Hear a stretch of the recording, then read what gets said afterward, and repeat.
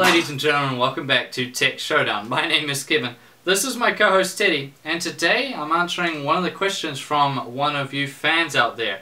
It comes from Kaimani Hikatoa. Asks, can you make a video about choosing the right GPU for your PC, please?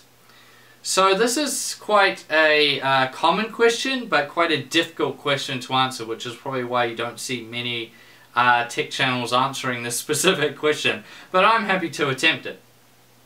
So this one's difficult to do because it's very hard to categorize it, and for that I mean, like, how are you going to set up the tiers, or you know, who should get what basically. So I can't really do it by game because most people play quite a wide variety of games, or maybe not a wide variety, but they'll play a variety of games, which makes it quite difficult to be recommending specific GPUs for specific games, and also would take me forever. It's also hard to do it by price because pricing is different by country, and also pricing is always changing as time goes by. So what I figured would be as the best idea is to do it by a resolution, which is what a lot of people go by these days as well. So what resolution you're going to be playing at, and to sort of a lesser degree what refresh rate you will be using. So for this, you got to make a few assumptions and a few sort of generalizations. So the first assumption we're going to make is that you're going to be building the rig around the GPU, which is what you should be doing anyways. This means that you're not going to be pairing the GPU with, say, a CPU that's going to bottleneck it or anything like that. So you're going to be building the rest of the system around whichever GPU you get in order to have that GPU work as well as it possibly can. The second assumption is that you're only going to be wanting a single GPU, so you're not going to be running SLI or Crossfire GPUs.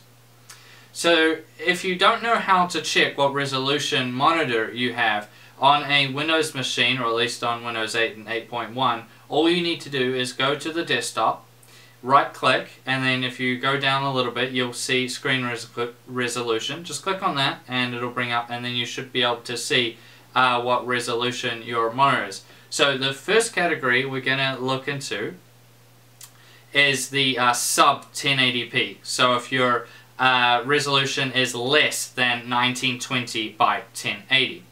So if you're, so for example 900p.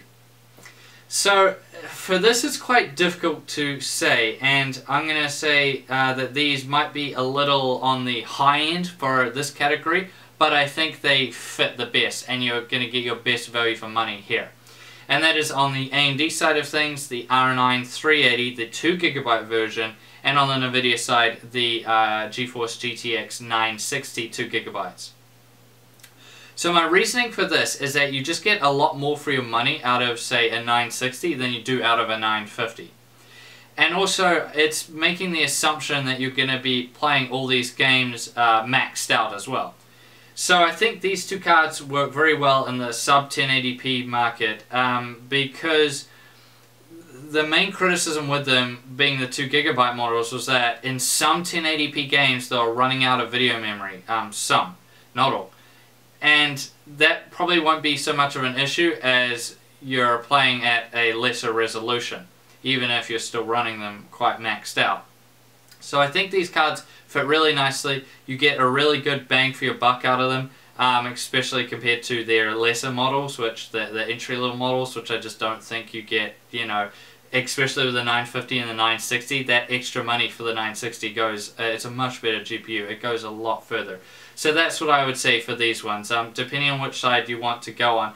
Out of those two, it's hard to say. I did it in my Showdown, and I said I kind of like the 380 more, but only just by a little bit. So just judging on the pricing where you are, just go with whichever one's cheaper, and that should do you really, really well.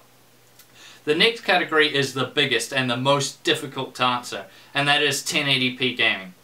So this is probably what most people, it's the most common and what most of you guys are running, a single 1080p display. This is also assuming that you're only running a single display, by the way. So single 1080p at 60 Hz, so we're not talking about high refresh rate monitors yet. For that, I would say on the AMD side of things, you're going to be looking at like a 390 or a 390X. And on the NVIDIA side of things, you're going to be looking at 970 or a 980. Now, a 390 or a 970 should do very, very well. Both those cards do quite well. There's a bit of issues with video memory on the 970 that probably most of you are aware of. So in that case, I would probably head more towards the 390. But yeah, both these cards do very, very well. And depending on pricing, say if there's a 390X on sale or something like that, or a 980 on sale, then head towards those cards. Now, if you're, that's assuming you're playing 1080p 60 Hz. Now, if you're playing 1080p at high refresh rate, say 120 Hz or 144 Hz, then I would start heading towards those higher end ones, a 390X or a 980, to really take advantage of your high refresh rate monitor. So that's how I categorize that one. 1080p 60 Hz, look for probably a 390 or a 970, and they should do you very, very well. And 1080p high refresh rate, then look more towards a 390X or a 980. But all those are depending on what prices are like in your specific country, so make a wise decision from there. Now the next jump up is 1440p. So this is also assuming 1440p at 60 Hz. I would probably say for that, you're going to be fine with a 390X or a 980. There's really nothing from NVIDIA else that would fit there at 1440p 60 Hz. The Fury from AMD also fits in there quite nicely.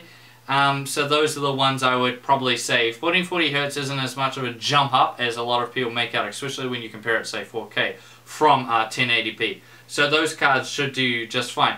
Now 1440p high refresh rate, we're seeing a lot of them come out now. 120 Hz, 144 Hz, 1440p displays are becoming more commonplace. I really, really like it as well. So what for that? On the AMD side of things, I would say head towards a Fury. This is the non-X Fury, not the Fury X, just the Fury. I would say head towards the Fury then. And on the NVIDIA side of things, head towards a really good 980, or you're going to be start looking 980 Ti to really take advantage of it. And the same thing on the NVIDIA side, you could go for a Fury X, although the Fury X and the 980 Ti on a 1440p panel, even if it is high refresh rate, are a little bit on the overkill side of things, but they would still do very, very well nevertheless. And lastly, 2160p or 4K. And you just got to go for the top on either side. For AMD, that means going for the Fury X, and on NVIDIA, that means the GTX 980 Ti.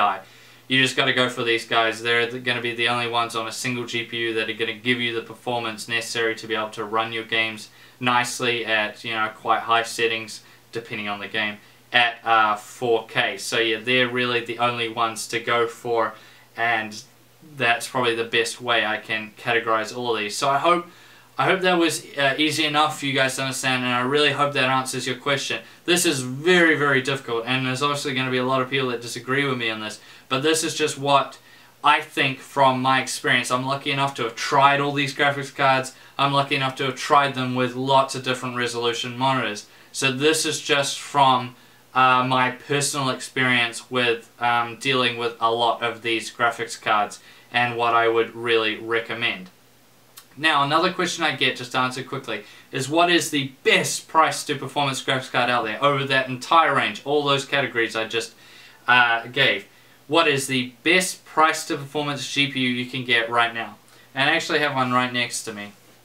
I have to give it to the R9 390. For the money, you are getting one hell of a graphics card.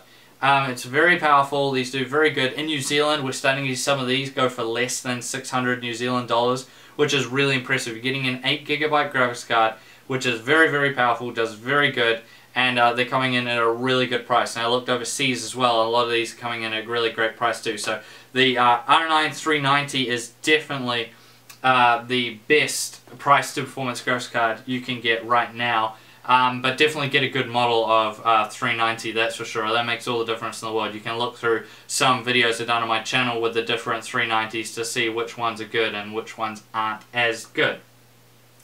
So hopefully that answers your question, and I hope you guys like this video.